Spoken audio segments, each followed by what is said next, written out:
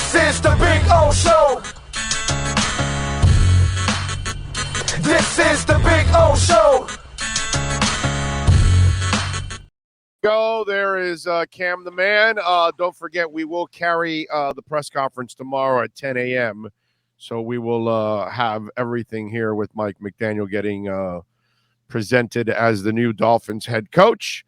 Cameron Wolfe is ready to go with us. Follow him on Twitter at Cameron Wolfe.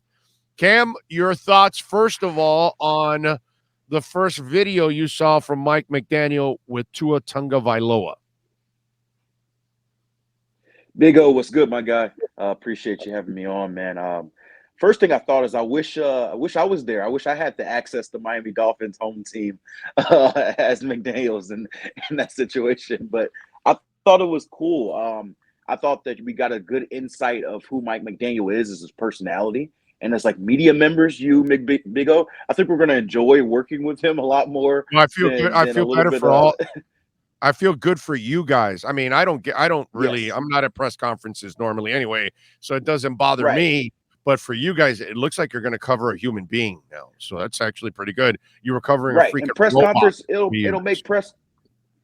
God. Right. And it'll make press conferences interesting again, which will give you more topics to talk about, us more topics to talk about on the show, because he seems like a free thinker, where he actually thinks about questions rather than giving cliches. So that was noticeable. The Tua interaction was really dope, because you've heard through back channels that the Dolphins are committing to Tua, but this was sort of the verbal commitment. Your first day on the job, you're talking to your starting quarterback, you're telling them how you're going to be great, not about what his weaknesses are and what we need to work on. No, I'm going to get the best out of you, and you're going to have to, you're going to say this is the best day of your career. Like, that's something that I think is a bold move by your new head coach. And I got to imagine that Tua and his team are just grinning ear to ear to work with this dude. So if you're on Team Tua, which I know that you are, Big O, this is a really good day to be on that train, because Mike McDaniel seems like he's a very happy participant, and he may be up there in the front seat with you, Big O, on the train, the Tua train. Listen, man, I just, like I said before, I'm not asking for much. Give him what Kirk Cousins has. Give him what Tannehill has. Give him what Winston and Taysom Hill have. Give him what Matt Stafford has. Just put a good team around him, and I think he's going to be just fine. And I think he'll be one hell of a quarterback. He'll be a top 10 quarterback in this league. He can win you a Super Bowl. I truly believe that. But what I liked about this yesterday that I saw is that in my eyes, and from the information that I've gathered, there was never a desire, a fire to build a relationship between the coach and the player the last time around. And in less than 2 minutes on that video, I felt I saw more effort from this head coach than the prior head coach in trying to truly make a connection. And I almost felt like he wasted more time in trying to prove his point instead of working with the young man, because, listen, these guys in the front office aren't stupid either. If you work with the kid and you do everything that he needs, 2 years later, he's not doing the job, they know it, the coach knows it, and everybody moves on. But if you're fighting it from day one and you never find out, then you got people and you're leaving them in the dark. And there's too much gray area here. And that's the problem here. Maybe if Flo would have just gone with it right from the get-go, all out, and then given Tua the opportunity, and then everybody would find out. And that's what I love about this, that I think we'll find out in the next year to two. Mike McDaniel will create the environment he needs, and we'll find out if he's the guy or not. That's it. Yeah, Big O, I think you're absolutely right. I think you're looking at a situation where if you're the coach, the first thing you say as a coach is, how can I get the most of my roster? Not what can I fix, what can I get rid of, what can I, discard? How can I get the most of my roster? And it starts with that quarterback position, which is why I thought it was so dope that McDaniel singled out Tua, because you drafted this kid 5th overall a couple years ago. He clearly has talent. What can you do as a coach to get the most out of him? And I think that what his scheme is, like looking into a lot of what the 49ers did with Kyle Shanahan, is going to work out tremendously for Tua. a ideal guy as Mike McDaniel is. Like, I've talked to people across the league, and they talk about him being the guy that Kyle Shanahan trusted. Kyle Shanahan's a smart dude, but Kyle Shanahan doesn't trust a lot of people, and he trusted Mike McDaniel to be the guy he leans on for his ideas. So I think that he's going to be creative in how to come up with ways to how can we get Alabama Tua back. And I think that'll be the story of the offseason is, what does this new scheme look like? What are the plays? It's not just going to be, hey, we'll throw a few RPOs in there and then we'll run the rest of our stuff. No, the whole offense is going to be shaped around him. I think you'll see the targets they get this offseason shaped around him even more. And you're all in. And like you said, this is year 3 for Tua. He knows he has something to prove, but it helps him and it helps his confidence if he knows that the guy leading the program is behind him. And Mike, one of the things, we had Jennifer Lee Chan on yesterday, who works for NBC out there in San Francisco. She covers the Niners. And so one of the things, a lot of people have been kind of throwing out there that he doesn't call the plays, that Shanahan calls the plays. And Jennifer walked us through. I may have lost your audio, Big O. Oh, you got me now? You got me now? You good? You good? Live. You got to love live. I think I may have lost your audio. Let me exit out real quick and come back in. I think I may have lost your audio. Okay, go ahead. Do your thing. Let's see. There we go. All right. So he's got to pop out and pop back in. Let's see if we get him back in there. And you can follow Cameron, by the way, on Twitter at Cameron Wolfe. You can catch him here twice a week. He will be back on Friday. Yes. On Friday. He normally is on. No, he'll be back. Yeah, he'll be back Friday because we've got to alter it because he had some stuff he had to take care of. So he couldn't do his normal day, which is Tuesday, Friday. So he'll be on today, and then he'll be on again on Tuesday. No, Monday, Thursday is his days. Now he'll go today and Friday is what it'll be. Things happen, ladies and gentlemen. I can't do anything about it. Sometimes it happens. So hopefully we'll there we go. I think we got Cam now. We got him up. Cam, you got the sound now. Are you good? Can you hear? Can you hear me? Can you hear me? Can you hear me? You don't hear me at all? Hello? No? He's frozen. He's frozen in time. Wait a minute. I saw a thumbs up for a moment. There we go. Okay. You there? Oh, no, I don't hear you. Mute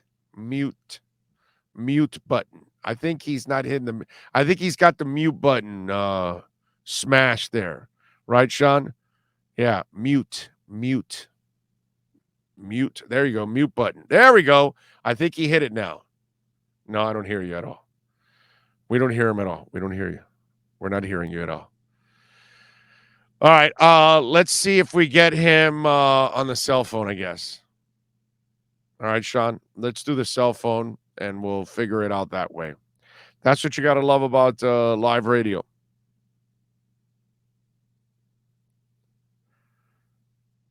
Flores was never on board with Tua. He wanted Herbert. No, he did not. He didn't want Herbert. You're full of crap, Lenny. You don't know what the hell you're talking about. Just so you'll know. Anyway, you hear me, Big O? Now I got you. Man, I feel like I was a grandparent dealing with technology issues and trying to figure out the audio. Honey, I just can't figure out, honey, which button do I press here? Yeah. All right, so this is real McDaniel's got obviously a lot to prove, but one of the things that has kind of been thrown around and has kind of been a misconception or misinformation or whatever. We had Jennifer Lee Chan on, who covers the Niners out there in NBC. We had her on yesterday to explain everything to us. And McDaniel makes all the calls. He makes all the calls from the top. He sends them down to Shanahan. Shanahan relays it to the quarterback.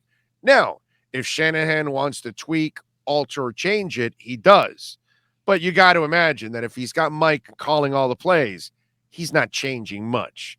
Maybe in a fourth down or in a fourth quarter or end of a half or something, he might have an idea or whatever. But Jennifer explained to us that Mike makes the calls, but it goes through Shanahan, and Shanahan then relays it to the quarterback. So the Joe Philbin comparisons are actually not fair, where Joe Philbin helped prepare the game plans, but Mike was making all the calls on game day, McCarthy, that is. In this case, Daniel's actually making the calls for the Niners. So that was actually a nice thing that Jennifer kind of explained to us yesterday. Now, that's a good nugget for sure. I don't think I didn't know that for sure. I do know that if Dolphins fans want to really know a lot about Mike McDaniel, you can research some of those QB collective videos, and I've spent some time watching those where Cham, Matt LaFleur, who's actually the Packers head coach, who I know well, and Mike McDaniel, they're all in here talking a lot of scheme stuff. If you don't like talk scheme, it's going to bore you. But if you like to talk scheme and football, and I'm sure a lot of our fans here, Big O, love that. That's where you get to see how smart he is and his insight. And so when you talk about him being a factor in the play calling, like Kyle Shanahan's not going to give up the full play calling responsibility because he's Kyle Shanahan. But, he definitely had a big hand on that. And so you're going to get a guy who I'm going to take a very, small leap and assume that he's going to call plays here. But you're going to have a guy who has been prepping for the moment to call plays for many years and has been around some of the greatest minds to do it, has just not got the opportunity. And we tweeted about it. A lot of people tweeted about it, but I tweeted about it earlier this week. When you look at that 2012 Washington football team roster, they had Sean McVay, LaFleur, Kyle Shanahan, and Mike McDaniel on that roster. I don't know how they only won 6 games, but that's another story for another day. Daniel Snyder, bro. Daniel Snyder, dude. They brought Joe Gibbs back, and he couldn't bring any magic back because it always starts at the top, dude. Always. But there's no guarantee. But like I said, look at those other 3 guys I mentioned: LaFleur, McVay, Shanahan. One of them's in the Super Bowl. The other 2 have been deep in the playoffs this year. And so you're looking at 3 guys who were 3 of the 4 guys in the circle when you got the 4th. So that should make you feel good as a Dolphins fan. No guarantee he still has to do it, but he has a cycle of people who there. And Big O, one thing that was very important for me was I love that he's an offensive schemer and he's a great play caller, but I was curious his leadership. I've talked to you about this a while. Like, can he lead a group of guys? And I don't know Mike McDaniel personally. I've never met him before, but I asked someone who worked with him that specific question, and he said, yes, he's got a quirky style, and we've kind of seen some of that personality that's different, but he's like, he relates to dudes at their level in a way that's unique. He doesn't try to pretend. He doesn't have this big macho, yell at you style, but he has a unique way and it works. So that's one thing I'm really interested to see. But so far, from what I've heard, there's a belief that he can be the guy who leads in his way. And that's a big part of this gig, along with the scheming. All right. 2 things on that to follow up on those things. One, on the leading stuff, it's simple. And you've been in enough locker rooms just like I have over the last 30 years. Players don't need you to scream at them or even talk to them. Right. What they want you to do is show them the way on how to win and how to make their incentives. Yep. You do those 2 things. Yep. They'll run through walls. They'll defend you to the end. They won't care. They don't care how you look. They don't care how tall you are, how short you are, how fat you are, what accent you have, where you're from, how smart you are, or maybe you don't talk like a smart guy. You talk more street or whatever it is. None of that matters to any player that I've ever seen in my life. Can you make me win? And can you help me get my incentives on my contract? That's it, dude. That's all they give a shit about. And so McDaniel will win the locker room over just by doing those things. If he shows them that he can coach and put his team in a better position than the opponent, that's all they're ever going to care about. They're going to go, that guy's the effing man, dude. He sees everything ahead of it, and he tells us, and we go out there and we kick ass. Because of that, I got that guy's back every day of the week. So it's really not about looks or anything else. It's about how effective are you as a coach. Right. And Big O, I think what's interesting, kind of especially in this new generation of players, is that more often than not, they kind of police themselves. And so you don't need maybe disciplinarian that you did back in the 90s to tell you, hey, stay out of the club, don't do that. If you bring the right guys in, they discipline themselves. So you need Exactly. a guy who can keep things together, prevent finger pointing, but more than anything, you need a guy that they can trust and that they can lean on and that they know that, it's going to have their back. Is it So Spo or that's a quality. is it Spo or is it UD? That's what you're saying. Right. Right? Exactly. It's That's a really it's great UD point. policing the locker room. Yep. Exactly. And that's why I think you're going to see if McDaniel is smart, not sounds like he's very smart, smarter than me, you're going to see him bring in guys that he's comfortable with. And maybe not in the flow Patriot way where, hey, every guy we're getting is Patriot, but maybe one or two guys who are like, hey, this is a guy that can tell you how we have done it before and, how we want to do it. I'm going to leave you guys alone. Like I've talked to coaches who, like Mike Vrabel in particular, like I said, I spent a lot of time in Tennessee. He tells me he never goes in the locker room. He's like, that's the player's zone. I will never go in the locker room. I will tell them to come out if they want to talk to me. I don't want to interrupt their zone. That's their area. And I never heard a coach explain it, but he had been in the locker room and he said they don't want coaches in there. Coaches are out there on the field, but we want our coach to be separate from us. We can handle it. Trust us as players to handle it. And if it needs to come to you, it'll come to you. So I think that's something that gets a little overstated, that you have somebody to yell at you or you need somebody to be disciplined. Yeah, there's a way about it, especially when it comes to penalties. But as far as the yelling and all that stuff, I think there's plenty of different styles of coaches, and there's a lot of coaches. Andy Reid doesn't yell a lot, and he's won a lot. So there's a lot of coaches you can win with who don't yell, don't have that domineering style. Tony Dungy and Tom Flores, 2 cigar store mannequins. There are 3 titles amongst those 2 guys. So it's just, that they didn't yell at all. I mean, nothing. There was no emotion from either one of those guys. And there's 3 championships. The other point to follow up on what you said, and let me also follow up on what everybody else is saying so I can cut them off already, because I've read this guy already from the videos and everything that's going on. For the people that think he's going to come in here and get somebody to call plays for him, not going to happen. Mm-hmm. No shot. You know why? He looks to me like the guy that wants to beat you at chess, that enjoys beating you at chess, that wants to call the plays that will leave you befuddled. And I think that's his high. That's his drug. You know what I'm saying? And I think that's what I think he's smart enough, unlike Flo, that he's going to surround himself with people that he will delegate stuff so he doesn't have to micromanage. And then he can focus on what he needs to focus in on, which is the quarterback, the offense, the play calling. And he'll have, whether it is a Fangio or somebody, where he doesn't have to micromanage the defense. The defense is all well and fine. And I think he's doing those kind of things. But there's no doubt in my mind that this is a guy that wants to play call and wants to beat your ass at play calling. Oh yeah, like I said, Big O, he doesn't want to stay on the sidelines. I can already see he's looking forward to that battle with his old boys. You know how it is. You want to face your boys. Yeah. Kyle Shanahan, Sean McVay, Matt LaFleur. Robert Saleh's a guy that spent time with him. Robert Saleh's I think I talked about it last time. He already talked about not wanting to play him in the division. Well, guess what? You got him twice a year. You don't think that Mike McDaniel is going to want to scheme up to try to out-scheme Robert Saleh? Like, no matter what these guys say about it being another game, let's be real. You want to beat your boys. And I want to beat my boys in everything I play. So he's going to be calling plays. I'm almost certain of that. And I think that one thing is important that you just mentioned, Big O, is his staff hasn't been put together. I don't know if it ends up being Fangio or they keep Boyer, which has been something the organization has wanted as far as the rest of the defensive staff.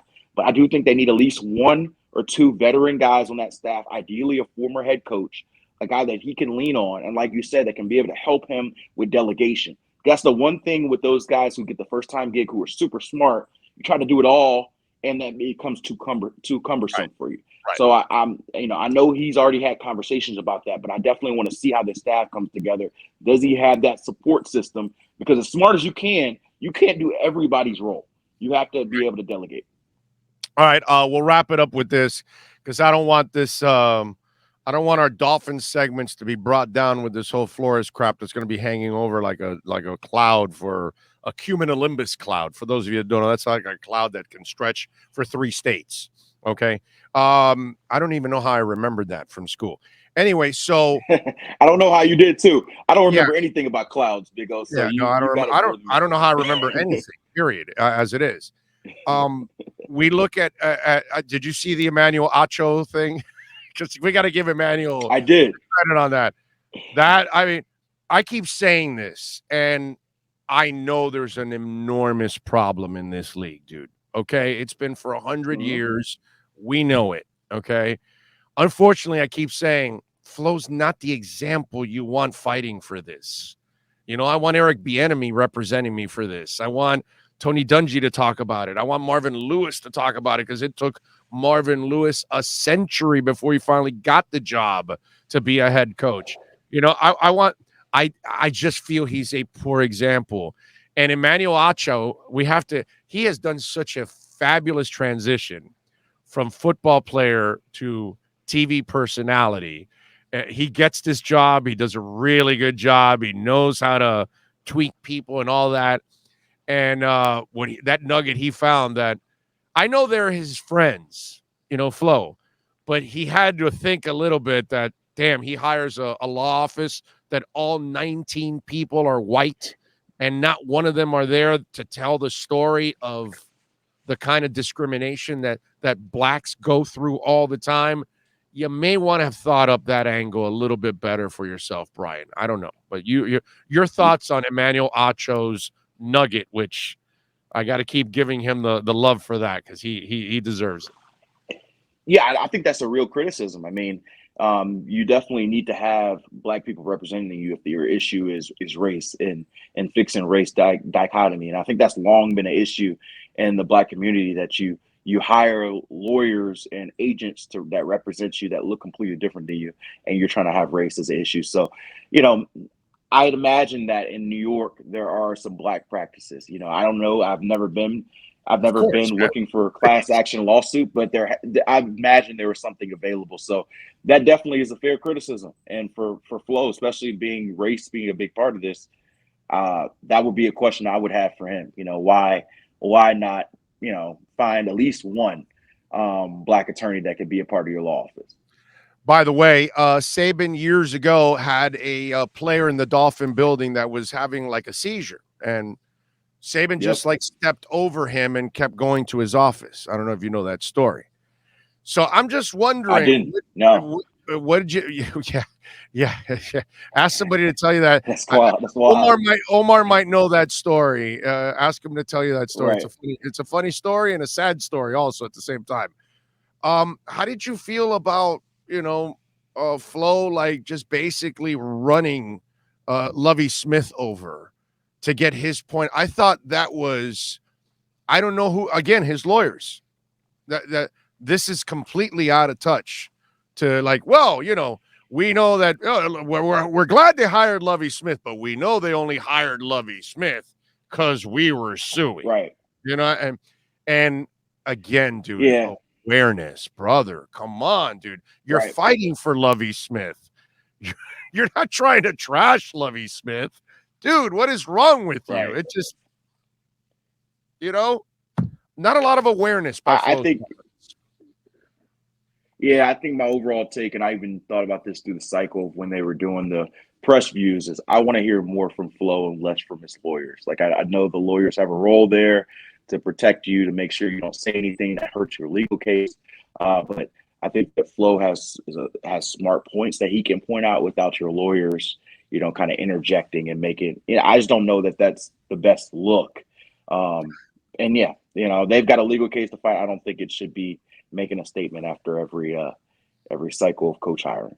Yeah, Lovie Smith's not going to be inviting you over for a beer, Flo. I just want you to know that. Just want you to know that. All right, follow him on Twitter at Cameron Wolfe. Where are you headed to this weekend? You headed anywhere? Are you traveling at all? I'm actually heading back to Miami. I had to stop here in Chicago for a family situation, and so I am heading back to Miami probably in about two hours. So I will see you guys. I will be there tomorrow for Mike McDaniel's press conference. Oh, I So thought you were headed to we'll Tennessee be up and to try to close see. and meet in the new. I thought you would go back to Tennessee to see if Robinson and Vrabel really are convinced that they're going to move forward with Tannehill. I don't know. They just got their new deals. So figured out. I'm just wondering. They might be stuck. They might be stuck regardless. Yeah, no, they're I'm stuck. gonna go with what's new. They're stuck. Yeah.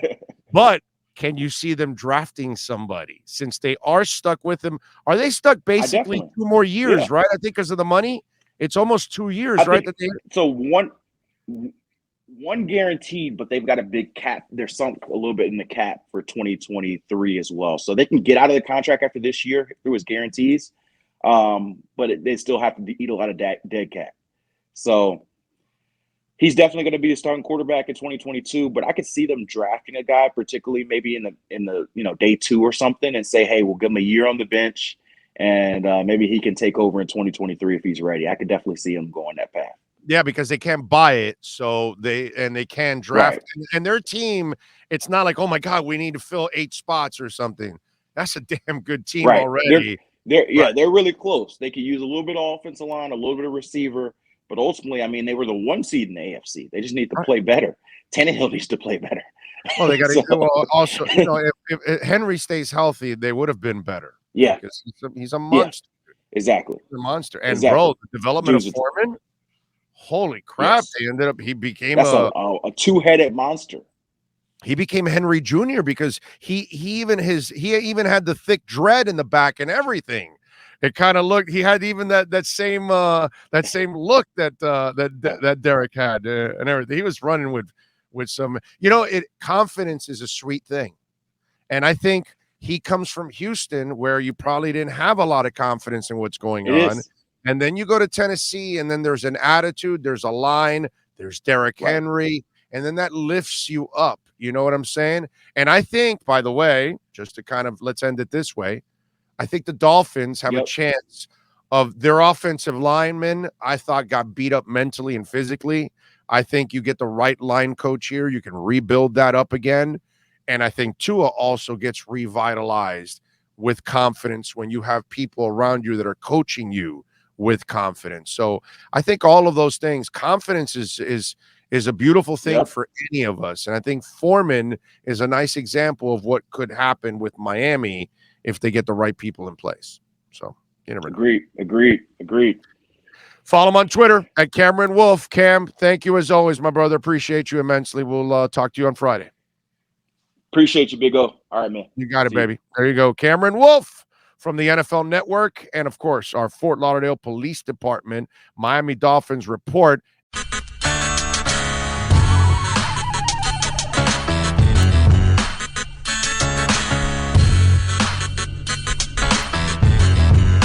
This is the Big O Show.